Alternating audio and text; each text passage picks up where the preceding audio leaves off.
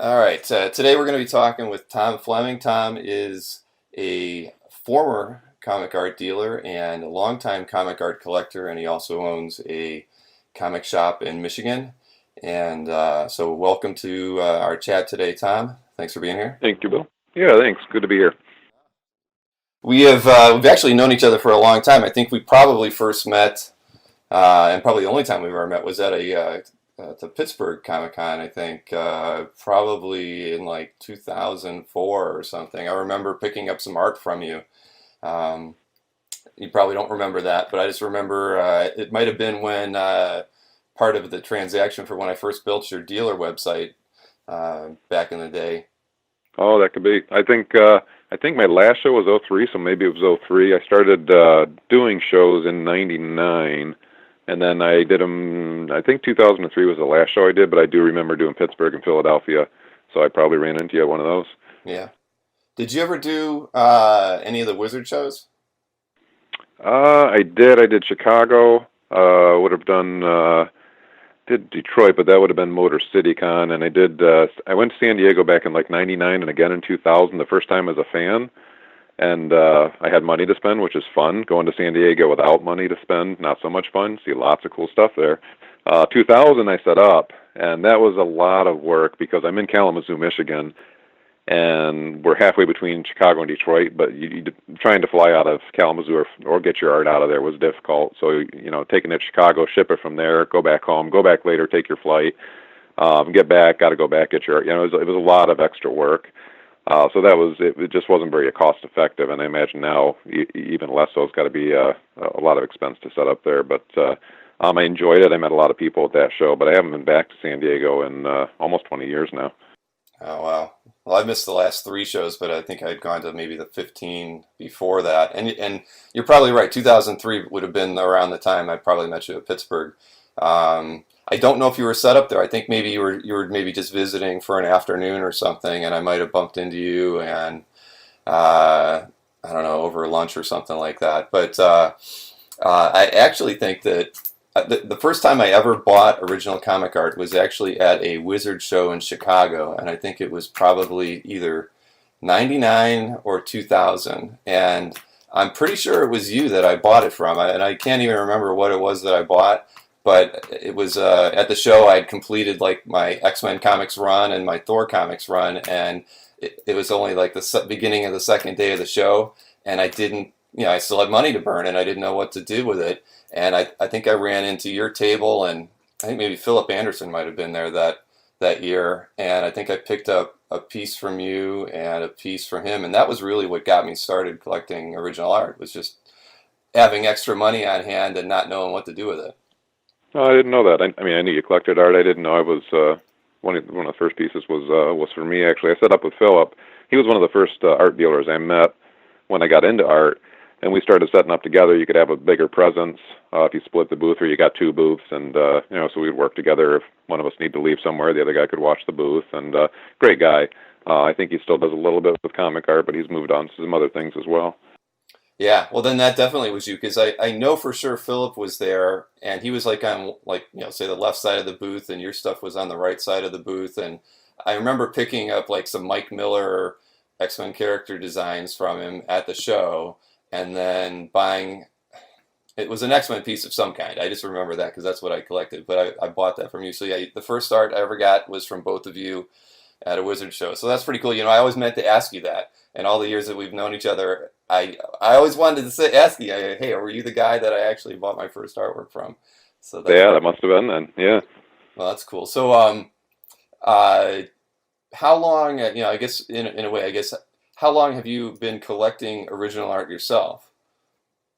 Well, actually collecting, I would say I started at the very end of 1998. I did have a couple pieces come in. I opened my store, it's a comic and game store, and I opened that in 1983.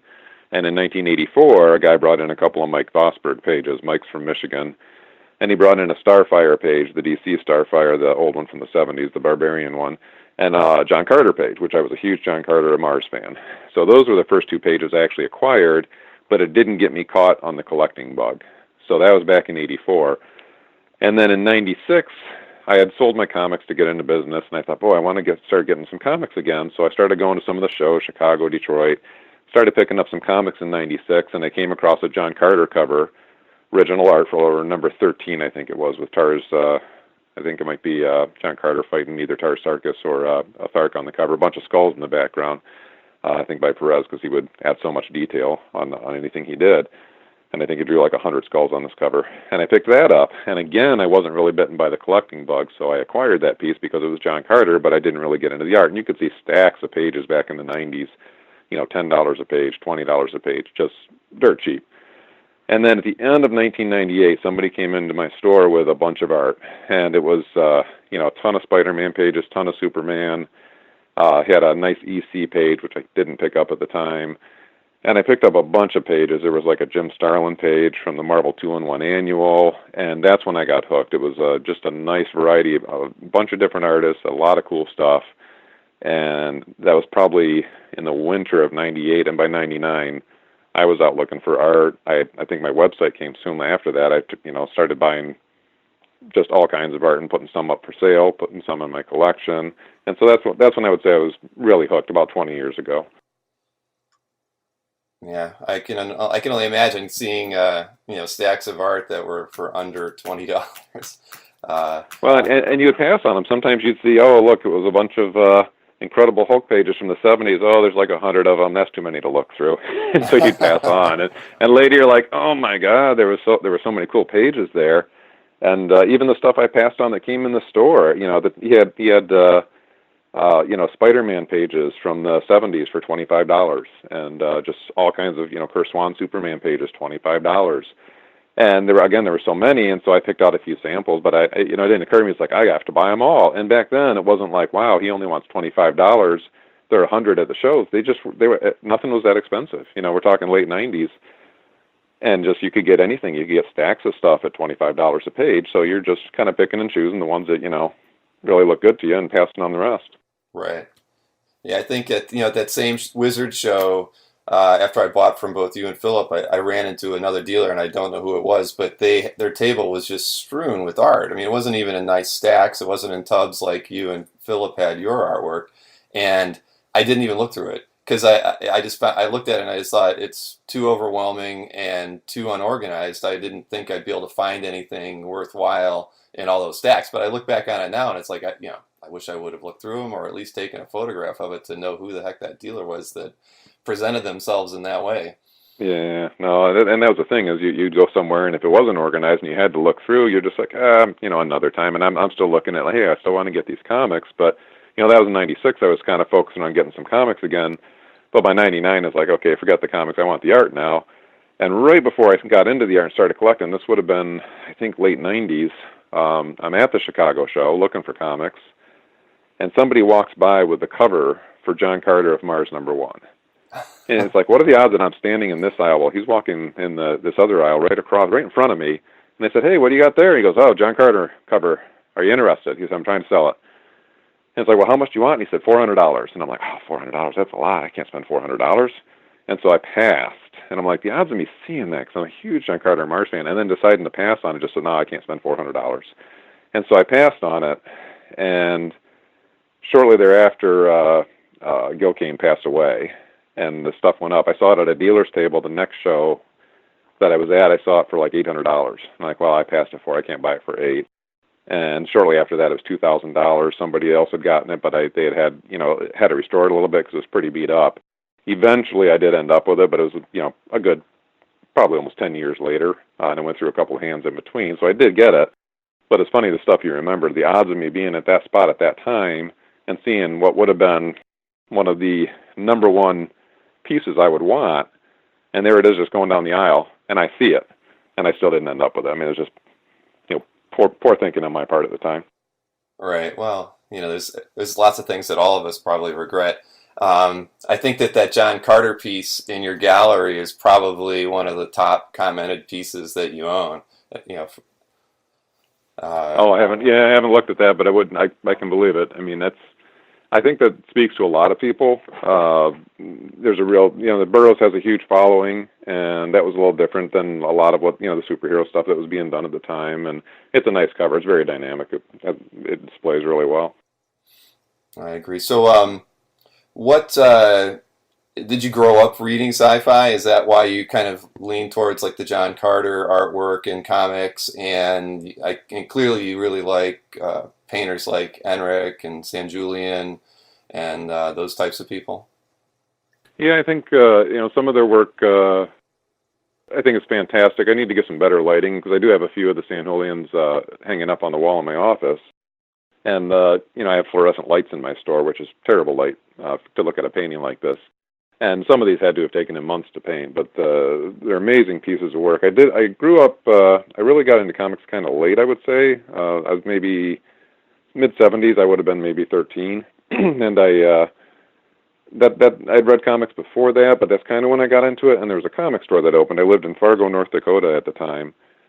And I went in there, and the guy had a box set of the first 5 John Carter novels. And based on, my interest and things he saw me buying, he said, hey, you should try this. I think you'll like it. And just loved it. Loved the books. Got the other ones. There's 11 books in the series. Ended up reading the rest of them. And absolutely love the series. I haven't read a lot of other Burroughs work, but I hear the first 3 Mars series are considered to be some of his best work, as well as the first maybe half dozen or so Tarzan.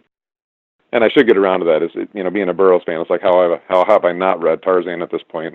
So I'm sure I will, but it's just not enough time. Right. I know that goes. I think Tarzan is probably the only Burroughs work that I have read. So yeah. Well, and that's most people. Yeah, I've read Tarzan over John Carter, I think. Mm-hmm. So it looks like from with the some of the paintings that you have in your gallery, are those commissions that you had done? No, they weren't. Some would have been. Most of them, it's just that's what they were painting. So, for example, you'll see a lot of Vampirella paintings, and if you said, "Hey, list the top 100 characters that appeal to you," I really wouldn't list Vampirella. I mean, I always appreciated the books. I love the Warren magazines from the '70s, but it's not something I would have necessarily gravitated towards. But that's what they painted, and I love the art. So when you see like a San Julian Vampirella or all the Gonzalez pieces, I just love their art so much, and that's happened to be what they were painting quite often. So that's how I ended up with the pieces. And on most of those paintings, they're on the wall versus in a portfolio or anything like that, I imagine? Well, not as many as I'd like. I mean, I have room for 20 pieces in my office. Almost all are paintings. There's a couple of pencil pieces, but that's all I have room for. And then I've got a couple hanging at home. But when you look at the number of paintings there's obviously dozens that are not on display. And that always makes me feel like, gosh, they should be up on somebody's wall. These should be shared, not stored away in a safe. So I'm trying to decide. I've started parting with a few things from my collection, putting the stuff up on the walls that I really enjoy the most. But I either need more walls or less art. So you get to that point where, I don't have any pencil and ink panel pages or any just straight up black and white covers on the wall. So I have those in portfolios. And I do bring them out and look through them from time to time, but not that often. So again, I look at those and say, okay, which ones really mean the most? And then when I do look through and decide what to part with, I try to do that first instead of just, somebody will contact me and say, hey, do you want to sell this? And you sell it. And then as you're packing it up, you're like, oh my gosh, what have I done? I shouldn't have sold that, Right. So I try to lay eyes on it first and say, okay, do you really want to part with this? Or maybe you should keep it. And we all have pieces we regret letting go, just like pieces we didn't buy that we regret not picking up.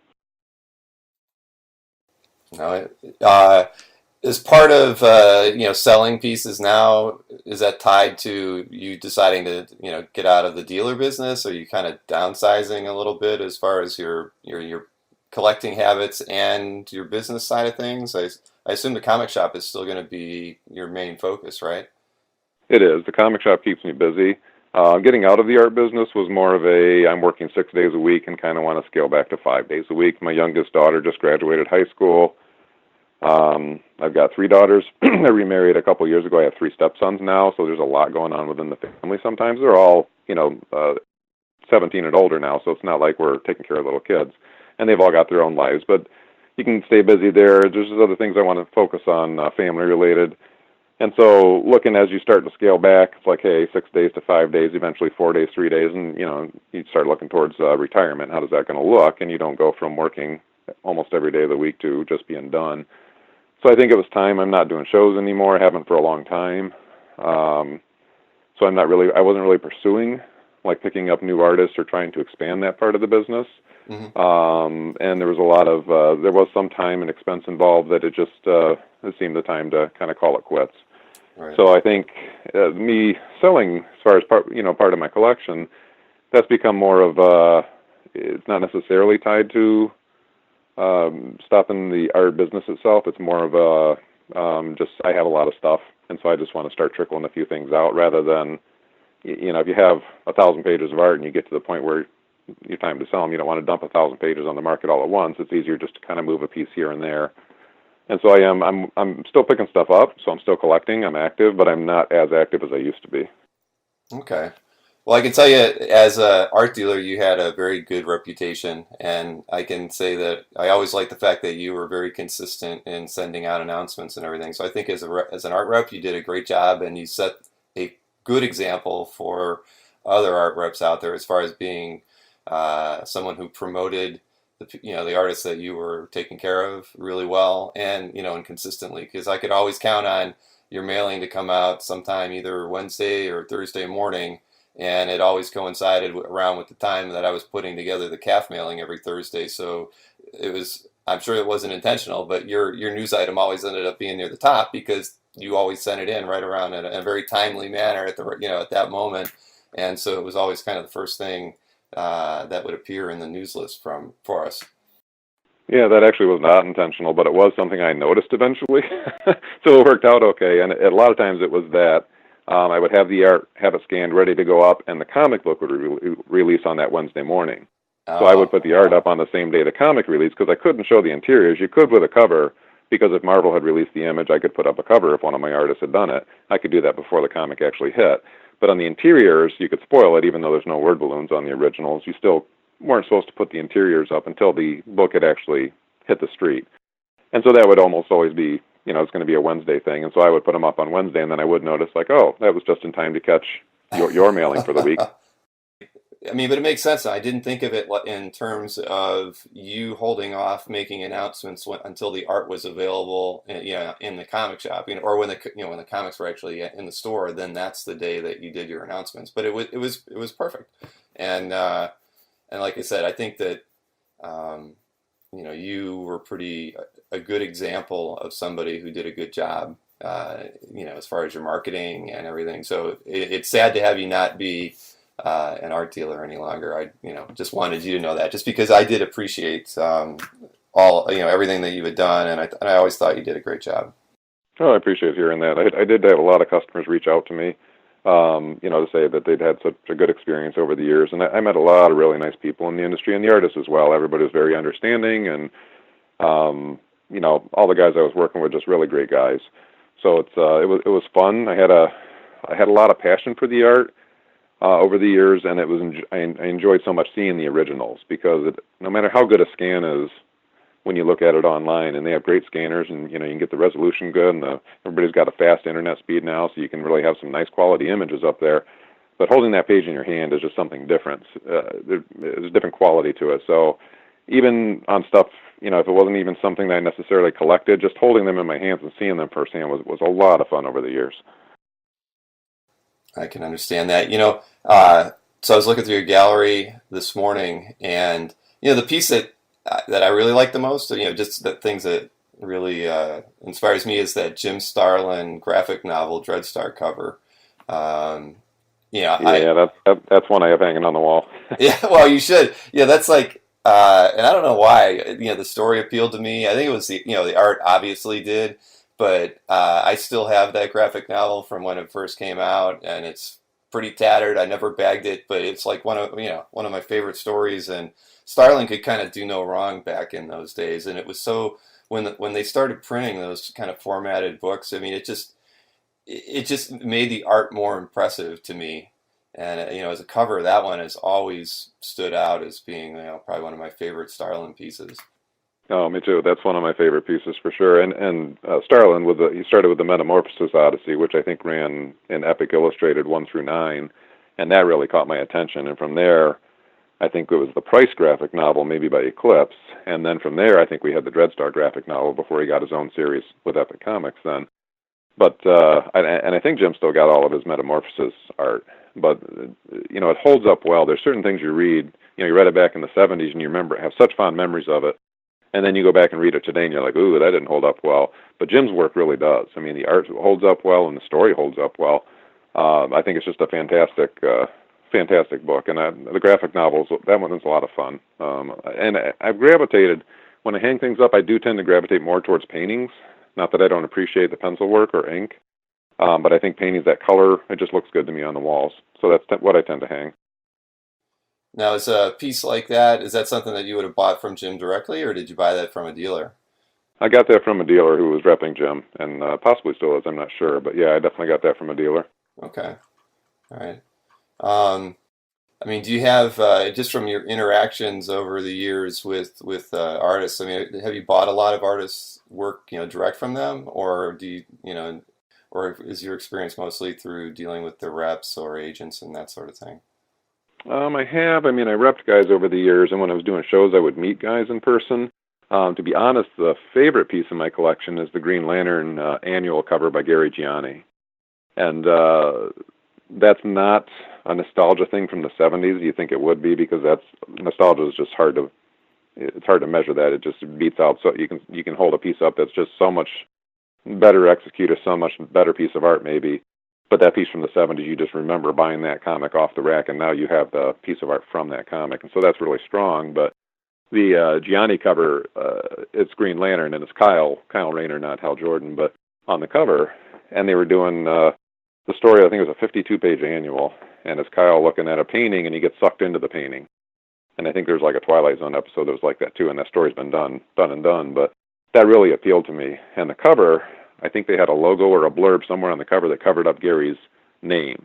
So I didn't even know who had done the art. And so I was at Chicago, and I went up to a dealer who was dealing in art, and I said, hey, do you have any idea who did this? I'd really like to get it. And he said, well, that's Gary Gianni, but he doesn't sell his art. I'm like, oh, that's too bad. He's over there in Artist Alley, though. I'm like, oh, okay.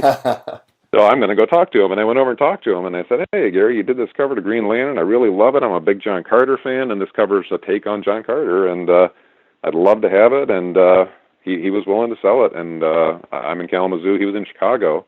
And I drove down there with a friend of mine, and he met us for lunch. He had framed it for me. We went out, got to see a studio and everything. It was a wonderful experience. Gary's a great guy.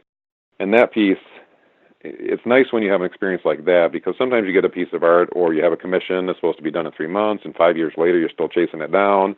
When you finally get it, maybe you have a bad taste in your mouth or whatever it might be. But this was one of those times where I love the art, the guy that painted it, great guy, great experience picking it up. That's been on the wall of my office since the day I bought it, and still is today, and probably my favorite piece. Wow. I've never met Gary Gianni, but I've always admired his artwork. Well, that's a guy too. I mean, some guys are great with a pencil. Other guys are great with, ink. Other guys are wonderful at watercolors or maybe acrylics or maybe oils. But when you find someone who's so accomplished in so many different mediums, that's so impressive. I have no artistic ability at all. So, give me an hour, maybe I can give you a stick man. But somebody that can paint at that level. But if you look at his pencil and ink work as well, which he's very known for that as well, he's a fantastic artist. Very versatile. I agree. I think that isn't he doing something with Flesk Publishing right now? I forget the product is, but I know he's doing something that sounded really interesting. I'll have to go through and see what that was. Yeah, he stays busy. Have you ever been to or heard of that IX Art Show in Pennsylvania? That's every fall. I have heard of it. I have not been. Maybe I get a little more time now with my kids all being older, and I'm not won't be as busy as Troy. I wouldn't mind getting back out and stopping by some shows again. Well, that would be one show definitely to check out. I go there every year, and I set up and sell books with that Infected by Arts thing that I work on. But it's my favorite show of the year. I mean, there's usually about 250 to 300 artists, and they're all in gaming artwork, or they're in the publishing world doing book covers.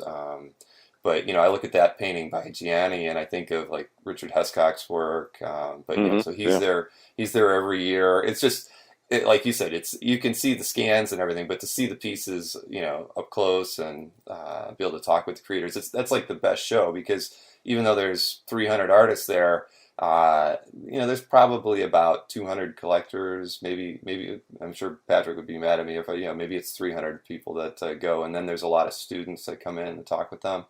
But everybody's so approachable. So it's like anybody that you ever wanted to meet is usually there. Bob Eggleton's there. Uh, who else have I really liked? I mean, I've gotten to see Brahm, and his paintings were just huge. So it's just amazing to kind of get to that show and to be able to and talk to as many people there as you actually can. No, that sounds like a fun show. And that's not that far from me either, so that's one I could definitely check out. Yep. Now we could work out a rooming arrangement. I always get, always on my own. Yeah, yeah. There you go. Yeah, save some cost there. exactly. Save some money for art. There you go. Yeah, no, I always buy something there. I never have a big budget, but I always try to buy like 5 or 6, smaller pieces just to kind of spread my budget around. No, that sounds like a fun one, and it sounds like up my alley too. It's, I mean, I still have a lot of love for the comic art that I have, but when I see certain paintings or illustrations, that's more what I think. That's kind of what I want to hang on the walls. Mm-hmm. All right, cool. I'm just trying to think, if there's any other things that we should cover for all this, Tom. I think so. I guess So if the Gianni is your most favorite piece, what would the next favorite piece be? Is it going to be a painting? I assume. No, probably, honestly, the Fantastic Four 171 story. That was the comic that got me collecting comics. I'd read comics before that, but that was the one that hooked me because it was a to be continued, and it was a 5-part story, which nowadays would be fairly common, but back in the 70s, most comics were one and done, sometimes a couple parts, but 5 parts was a big deal, and that's what led me to a used bookstore. I lived in Minnesota at the time, Mankato, Mm-hmm. and once I realized there was numbers, it's like, oh, wait, these are numbered? You mean? And then the collector in me just took over. It's like, holy smokes, if there's numbers, I want to get them all. And so the 171 was the first part of that 5-part story. It's the Fantastic Four with Galactus, the High Evolutionary, a lot going on. George Perez, John Buscema, just some really cool stuff. And so the 171 is what I've mostly focused on. I would look for any pages from those five issues, but that's the main one. And I have the cover. And then I think Rich Buckler did the art on the first 3 pages of the issue, and then after that is George Perez with Joe Sinnott doing all the inks.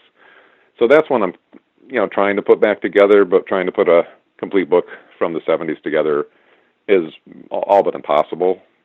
So I have the cover and the page 1 splash, and then maybe another 8 pages or so, I think. Mm-hmm. That's probably my favorite, but, the John Carter art, I would say, would be close second. I have a lot of interior pages and covers from that as well. So that stuff's right up there. And then Mike Grell. I love early Mike Grell artwork. So that can be the early Warlords, including like the first issue special. That's right up there. The thing I like about that is I have the whole story. I don't have the cover or the page 1 splash. But back then, what DC would do is like, hey, let's take this panel from part 1 in the story, and you redraw that as a page 1 splash. So you'd open the cover and you'd see the scene that happens later in the books. And so that was kind of to draw you in, I guess. And then I've got the rest of the pages. So I've got like pages 2 through 18, I think it is.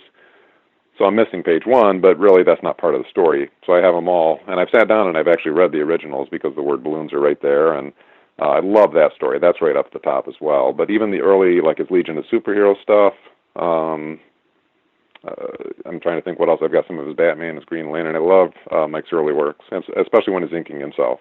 Mm-hmm.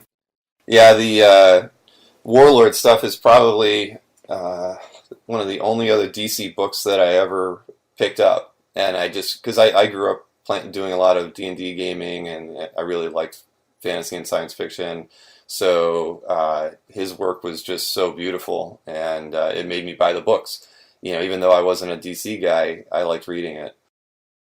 Yeah, I think I was definitely more of a Marvel guy. But, Warlord, Superboy and the Legion, There was some titles, even the Starfire book. I mean, that one I remember enjoying that. And again, like I mentioned earlier with Starlin, if you read Mike's, you go back and read that first issue special, it holds up very well. This is something that was done a long time ago, and it's like, wow, he was on his game early in his career. Now, is Grell somebody you've met before? I have, yeah, real nice guy. We used to, when Philip and I would set up at shows, Philip knew Mike fairly well. And so at the end of the show, we would go out to dinner, and sometimes there might be, 6, 8, 10, 12 of us. And I know Mike was at least one of those dinners and telling stories, and he's been on safaris, and he's got great stories.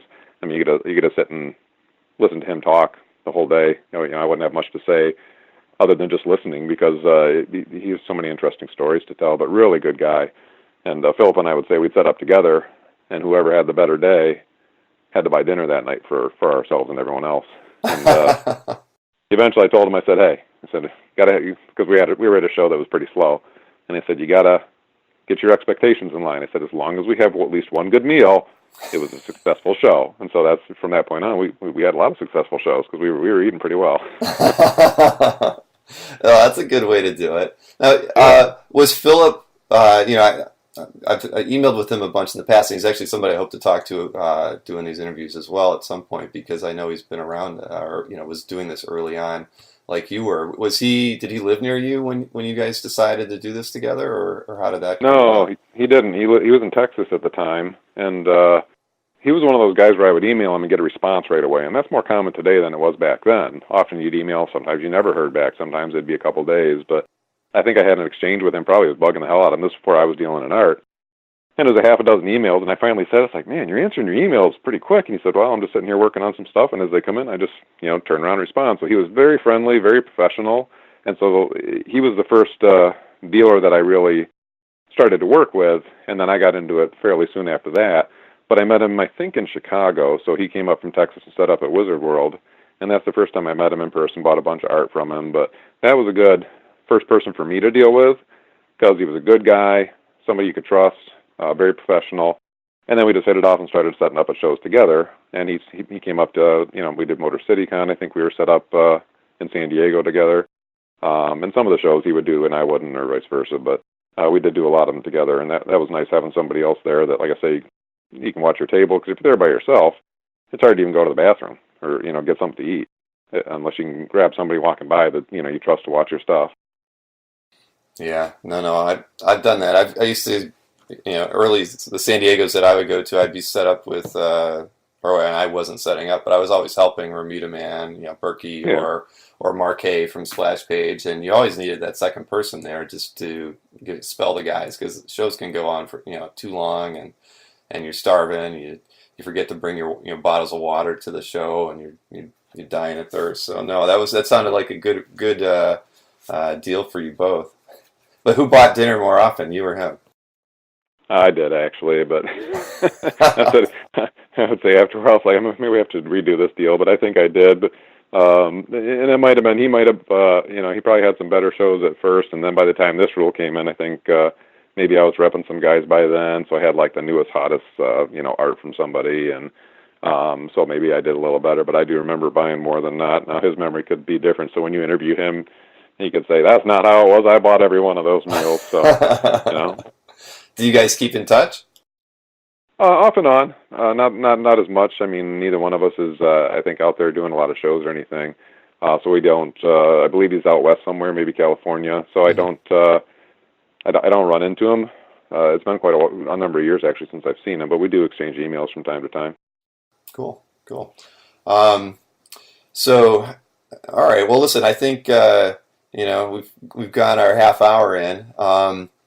I think that we could probably talk a lot more. And there's things that I actually wanted to talk to you about related to some of the things that I've collected, but we can talk about that probably another time. I appreciate you taking the time today, Tom. And yeah, for sure. I'll definitely link your gallery up on whatever we end up doing, and people can check out your artwork. So I appreciate it. All right. All right, sounds good. Good talking to you, Bill. Thanks. Likewise.